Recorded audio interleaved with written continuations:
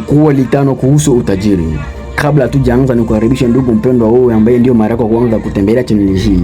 Leo tunaenda kuangalia ukweli 5 kuhusu utajiri. Kama ndio mara yako kwanza kutembelea channel hii, basi unaweza kusubscribe, maana tunakuwa bora zaidi ya jana, ili kila mara tunapotoa video uwe wa kwanza kupokea taarifa. Ukweli 5 kuhusu utajiri. 1. Kila mtu anaweza kuwa tajiri. Utajiri si kitu kilichotengwa kwa watu fulani tu, sio kwa sababu ya ukoo au familia uliyotokea au nchi uliozaliwa ndani au bahati. Ukweli ni huu: kila mtu ana nafasi ya kubadilisha maisha yake. Watu wengi wanajizuia wenyewe kwa kusema hivi, mimi sikusoma sana ndio maana sitawahi kuja kuwa tajiri, au sina mtaji mkubwa, yani sina kapitali kubwa, au mimi nimetoka katika familia maskini ndio maana ndakuwa maskini. Lakini historia ya watu waliofanikiwa pakubwa, matajiri wengi, mabilionea wengi, wametoka katika familia maskini. Sikia, iko hivi: utajiri unaanza pale unapochukua uwajibikaji wa maisha yako, kuacha kuwalaumu watu wanaokuzunguka, kuacha kulaumu mazingira, kuacha kulaumu sijui mzazi wako kwamba kusomesha kukusaidia, kuacha kusubiri misaada. Yani unaanza wewe mwenyewe kujipigania, kujituma, kuwajibika.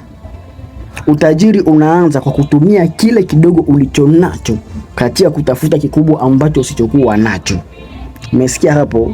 Yani utajiri unaanza kwa kutumia kile kidogo ulichonacho kwa sasa katika kutafuta kile kikubwa usichokuwa nacho. Maana wengi ushindwa kuanza wakisema na kitu kidogo siyapata vitu vikubwa. Unaanza na kile kidogo katika kutafuta kikubwa ambacho usichokuwa nacho kwa wakati ule. Utajiri hauanzi ukiwa tayari, unaanza ili uwe tayari. 2. Utajiri unafuata watu wenye imani. Yote yawezekana kwake yeye aaminie. Injili ya Marko 9:23. Imani ni nguvu kubwa sana katika safari ya mafanikio. Kama huamini unaweza kufanikiwa, yani kama huamini unaweza kufanikiwa, hutachukua hatua, utaogopa kujaribu, utaogopa kuanza, utakata tamaa haraka iwezekanavyo. Yani utakuwa mtu ukata tamaa kio rahisi kwa sababu huna imani, hauamini kwamba unaweza kufanikiwa. Lakini ukiamini, utajaribu tena hata kama utashindwa. Utajaribu mara nyingi hata kama utashindwa. Utaona fursa, yani opportunity, mahali wengine wanaona matatizo. Ukiwa mtu wa imani, mara nyingi utakuwa mvumilivu, utavumilia mpaka uone matokeo. Imani si kusema tu nitaweza, ni kuonyesha kwa vitendo. Unajifunza, unafanya kazi kwa bidii, kwa juhudi, unajaribu tena na tena. Hata kama utaanguka, ndio unaweza kufungua biashara, lakini biashara hiyo ikaweza kufilisika, lakini usiachie hapo, lakini jifunze kwa nini umefilisika, ulitumia mbinu gani au njia gani. Sasa uanze na kuchukua hatua upya. Mfano, mtu anaweza kushindwa biashara mara 2 au mara 3, lakini imani inamfanya aendelee mpaka anafanikiwa, na wala sio kukata tamaa. 3. Utajiri unaambukizwa. Mazingira yana nguvu. Hapa ndipo watu wengi wanakosea sana. Maisha yako yanafanana na watu unaokaa nao kila siku. Ukikaa na watu wasiopenda kazi, utaanza kulegea, utaanza kuwa mregevu. Ukikaa na watu wanaotumia pesa zao ovyo, utaiga. Wanaolalamika na wewe utaanza aona maisha ni magumu zaidi. Lakini ukikaa na watu wenye malengo makubwa, wenye maono makubwa, wanaopambana, wanaojifunza, hakika utabadilika bila hata wewe mwenyewe kulazimishwa. Ndiyo maana tunasema hivi, utajiri unaambukizwa, sio uchawi, ni ushawishi wa mazingira. Jifunze kufanya hivi: chagua marafiki kwa makusudi. Tafuta watu wanaokuzidi kimaono, kimalengo. Punguza muda na wanaokurudisha nyuma. Watu wanaokuzunguka wanaweza kukuinua au kukuangusha. 4. Utajiri haubagui. Utajiri hauna upendeleo wa rangi, kabila, umri au ni elimu gani au ulisomea wapi au ulienda shule au kwenda shule. Utajiri unafuata kanuni, si watu.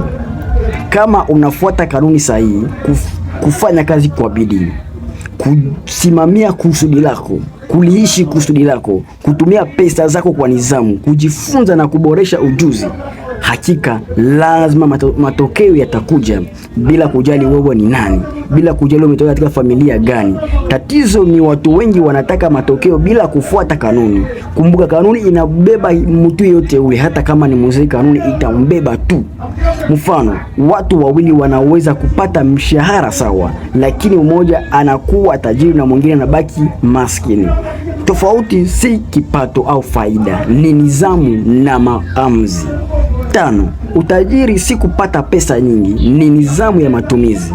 Hii ndiyo siri kubwa ambayo wengi hawaelewi. Sio kiasi cha pesa unachopata au faida unayoipata, ni jinsi unavyotumia. Unaweza kupata pesa nyingi ukatumia zote ukabaki maskini. Unaweza kupata pesa kidogo ukaweka akiba na ukawekeza na ukawa tajiri mkubwa duniani. Tabia muhimu: kutumia chini ya unachopata, kuweka akiba. Yaani kuweka akiba, kuwekeza hata ndogo ndogo. Mfano rahisi, ukianza kuweka hata asilimia ndogo ya faida yako ya kila mwezi, baada ya muda itaanza kuleta tofauti kubwa. Utajiri hujengwa kwa nidhamu ya muda mrefu, sio kwa ghafla. Hapana, utajiri unachukua muda. Unaweza kuanza kutafuta utajiri leo na ukaja kuisha kupata baada ya miaka 5 au 10 au miaka 20. Mwishoni kabisa, ukweli ni huu: utajiri unaanza na wewe mwenyewe.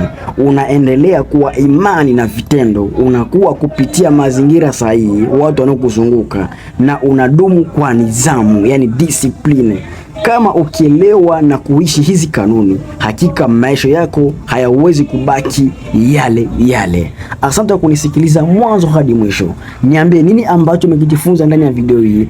Katika kunipatia comment yako, maoni yako yanipa nguvu ya kuweza kusonga mbele.